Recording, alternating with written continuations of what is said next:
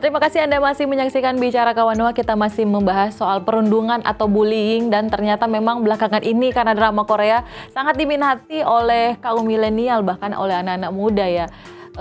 Sebegitu hebatnya kah pengaruh apa yang ditonton seseorang itu bisa akhirnya tanpa sadar, mungkin kita tidak menyadari, tapi ternyata perlahan-lahan kita mulai melakukan apa yang kita idolakan. Dari siapa yang kita idolakan, sifat-sifat yang ada di situ bisa kita copy paste begitu. Ibu Presi bagaimana? Iya, kalau misalnya dilihat dari seseorang gitu yang sering melihat figur-figur tertentu, Ya. pasti ada saatnya di mana dia akan tanpa sadar atau bahkan sadar menirukan hal tersebut. Jadi memang mesti ada kayak seseorang ya. Kalau kita lagi psikotes, kita memerlukan seseorang itu, figur siapa sih yang Anda paling segani yang ada gitu untuk orang dewasa. Kalau untuk anak-anak kita menanyakan gitu, figur mama itu seperti apa? Ya, banyak kan selalu menjawab segalanya. Nggak bisa. Ada kata-kata lain nggak selain segalanya gitu.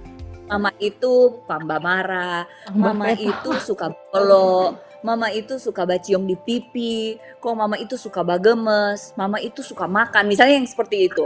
Itu kita arahkan apa? Dikarenakan pada saat once kita menanyakan hal itu, dia akan terrekord keingat kembali semua yang terjadi.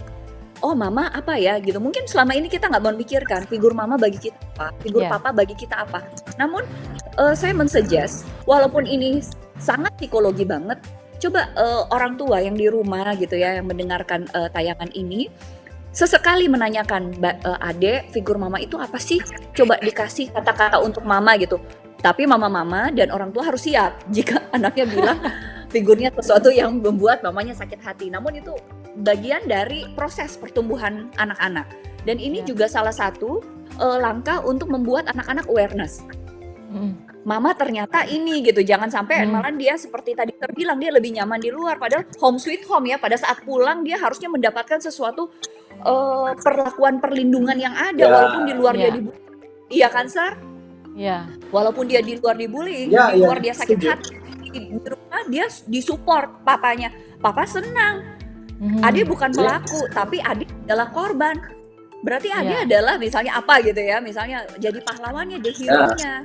Ayo on, kamu nggak boleh bikin begini karena kamu merasakan sakit hati kan? Jangan melakukan hal yang sama. Misalnya hal-hal yang seperti itu. Nah ini benar, Gin, kita memerlukan figur. Beberapa kali ya saya itu membawa materi, saya selalu mencari pahlawan duluan. Pahlawan yang membackup ini semua apa? Kenapa sampai kita harus mengangkat hal ini? Jadi kita harus mencari satu figur yang benar-benar udah duluan. Duluan ada. Nggak perlu yang harus perfect.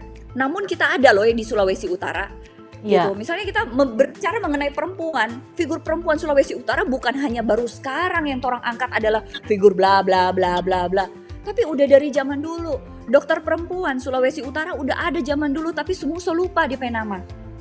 Udah ada dari dulu, dia bersaing dengan dokter-dokter internasional yang ada, tapi orang nggak pernah tahu siapa nama dokter perempuan ini gitu. Nah hal-hal yang seperti ini PR bersama, mungkin ini tugas bersama kita dengan Sir ya, sebagai akademisi untuk mengangkat ini semua. Orang perlu figur, orang perlu figur yang mendahulu, yang sudah pernah memulai, kemudian orang akan melanjutkan. Namun orang juga harus siap untuk menyerahkan tongkat estafet ini kepada generasi berikut. Gitu. Hindari kata-kata yang memang tidak perlu untuk keluar dari mulut. Belajarlah berkomunikasi yang efektif. Itu salah satu. Bu Presi, ada juga kan orang tua yang mewajibkan anak-anak selalu jadi juara begitu, yang superior begitu, karena kan dari kecil anak-anak suka dididik, oh mesti juara 1, iko lomba ini mesti untung. Itu jadi seakan-akan anak selalu harus tampil perfect di depan orang tua. Jadi kadang-kadang ada juga yang suka memalsukan kondisi sebenarnya supaya betul-betul orang tua menghargai dia. Iya. Sebenarnya kalau untuk memotivasi anak untuk berprestasi itu penting, itu tugas orang tua. Namun pada saat berkomunikasi dengan anak, bagian yang harus dilewati. Untuk mendapatkan itu, adik mesti melatih seperti ini, persiapannya seperti ini, akan capek, nanti akan bosan. Tapi untuk mendapatkan misalnya award yang seperti itu, memang harus lewati ini. Nggak apa-apa, ada mama kok. kalau capek ada mama. Nah, itu yang harusnya terjadi dalam kondisi mama dan anak atau orang tua dan anak gitu. Baik, tadi Komunikasi dikatakan untuk proses. ya. Tadi Ibu Presi katakan Iya. berbahaya kalau ini bullying mengarah ke hedonisme. Itu bagaimana bisa berhubungan antara bullying sampai hedonis? Iya, jadi antara bullying dengan hedonis ini kan sekarang sudah mengarah gini, saya akan bullying dia, saya akan melakukan apa saja gitu ya, kan menjurus ke kriminal.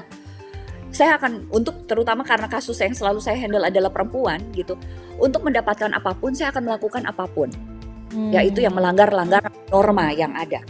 Bahkan untuk melakukan mengambil barang orang lain, mengambil kepunyaan orang lain, untuk kepentingan penampilan, untuk kepentingan kebutuhan. Tapi teman pakai berlian, Mar, tapi papa dengan mama nggak sanggup kasih. Oh, boleh dari om itu. Atau ada temannya yang sekarang yang tadi Sir juga bilang ada konten-konten atau ada aplikasi online terkait hal itu gitu untuk anak-anak. Kalau Ngana mau handphone iPhone baru, Ngana boleh masuk ke aplikasi itu, kemudian Ngana untuk melihatkan keindahan tubuh dan nanti akan diikuti oleh beberapa orang gitu. Hal-hal yang seperti itu akan menjurus ke hedonis. Itu diawali cikal bakalnya itu dari orang terdekat dan dianggap percaya untuk memberikan hal itu semua. Baik. Itu akan menjadi ke hedonis. Nah, kalau sikap perilaku hedonis itu akan menjurus ke step di mana behavioral dan di mana psikosis dari si person ini akan menjadi rusak, terutama neo yang ada di dalam saraf-saraf yang ada di dalam otak atau di dalam kepala si anak, bahkan orang yang menjadi yang pelaku bahkan korban ini. Itu yang menjadi sangat sulit di terapi nantinya. Tuntutan media sosial zaman now juga kayaknya ya, orang cenderung suka pamer ya. Saya ingin ke Sir Valen, tanggapannya Sir. Ya, saya mau angkat mulai dari ini tadi. Bagaimana problem dari anak-anak ini kemudian juga dialami oleh mereka karena misalnya cyber dan lain-lain. Ini sangat penting karena terhadap cyber ini kita tidak bisa menutup diri ya, dan kita kadang-kadang tidak bisa memberikan batas anak-anak kita di mana pintu yang harus dibuka dan di mana jendela yang harus ditutup.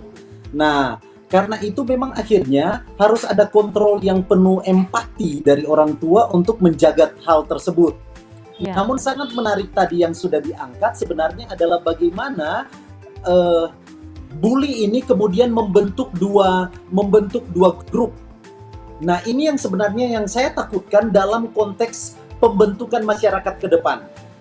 Jika bully tetap ada sekarang, yang terjadi adalah apa? Skisma, pembedaan kelompok dalam masyarakat. Powerful dan tidak powerful. Nah, lebih sial lagi jika sudah masuk ke sesi hedonisme tadi, sudah diangkat oleh Ibu Presi tadi. Walaupun akarnya sudah jauh dari zaman Yunani kuno ya, ini hedonisme ini, sejak Herodotus dan lain-lain. Tapi kemudian apa yang terjadi adalah ketika itu masuk sisi hedonisme, yang terjadi adalah powerful sama dengan banyak uang, sama dengan yang bisa membuli, sama dengan sisi lain kelompok yang terbuli, sama dengan yang tak punya kepercayaan diri, sama dengan yang tak punya material, sama dengan yang HP-nya lebih murah, sama dengan seperti itu. Sehingga memang akhirnya yang menakutkan bagi saya sebenarnya adalah keterbelahan komunitas yang sebenarnya sudah dikritik habis-habisan oleh Karl Marx waktu di zaman Eropa masa modern dulu. Dia lihat bahwa memang ketika kelompok borjuis dan kelompok proletariat, kelompok kaya dan kelompok miskin, pemilik modal dan orang-orang yang cuma bekerja secara buruh saja, ketika ini senantiasa di-maintain, kita akan mengalami patologi kemasyarakatan. Itu masyarakat yang sakit dan seharusnya tidak pernah ada dikotomi seperti itu, dan itu menurut saya sangat problem. Dan salah satu yang menarik juga tadi itu tentang memimik tokoh. Itu ada teori mimikry, teori mimesis, ya. Kadang-kadang kita punya kapasitas yang sebegini.